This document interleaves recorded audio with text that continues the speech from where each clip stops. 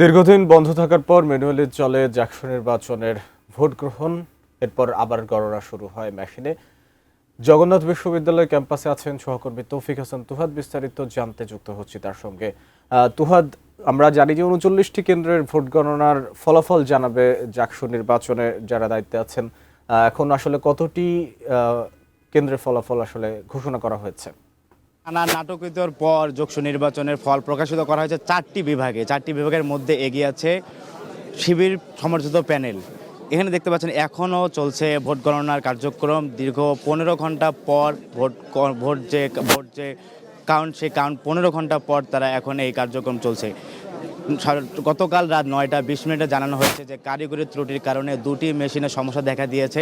তারপর থেকে ম্যানুয়ালির পর আবার ডিজিটালে শুরু করা হয়েছে ভোট গণনা। এবং এখনও দেখতে পাচ্ছেন যে ভোট গণনা শুরু হয়েছে কিছুক্ষণ আগে। চারটি বিভাগে ভোট গণনার পর ফল প্রকাশ করা হয়েছে। চারটি বিভাগের মধ্যে এগিয়ে আছে ভিপি, জিএস এবং এজিএসের চারটিতে এগিয়ে আছে শিবির সমর্থিত প্যানেল।